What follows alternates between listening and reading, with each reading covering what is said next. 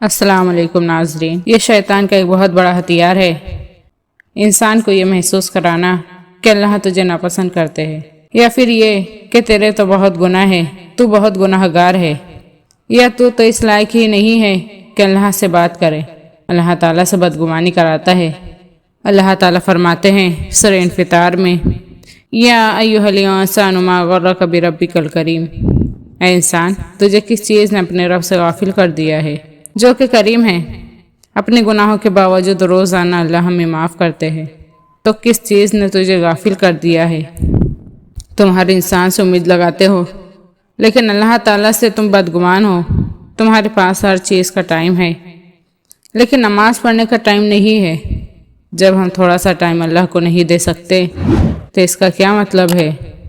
کہ ہم کھو گئے ہیں، یعنی ہم نے اس ہستی کو اگنور کر دیا جو سب سے زیادہ حقدار ہے، یعنی ہم نے اپنے پاؤں پر خود ہی کو لہڑی ماری، اور وہ ہستی ہمیں بار بار اپنی طرف بلاتی ہے ہمارے فائدے کے لیے۔ اللہ تعالیٰ کو ہمارے اعمال کی ضرورت نہیں ہے، لیکن ہمارے فائدے کی بات ہے۔ ایک حدیث کا مفہوم ہے کہ نبی صلی اللہ علیہ وسلم نے فرمایا، اللہ تعالیٰ کہتے ہیں کہ اے آدم کے بچے، اپنے آپ کو میری عبادت کے لیے فارغ کر لے۔ اس کا کیا فائدہ ہے کہ میں تیرے دل کو غنی کر دوں گا، میں تیری ٹینشنز کو دور کر دوں گا۔ سبحان اللہ۔ نماز میں رزق ہے، نماز رزق کو بڑھاتی ہے، تو اللہ تعالیٰ کا وعدہ ہے کہ جو میری عبادت کے لیے اپنے وقت کو فارغ کرے گا تو اس کا فائدہ یہ ہے کہ میں اس کو غنی کر دوں گا۔ سبحان اللہ۔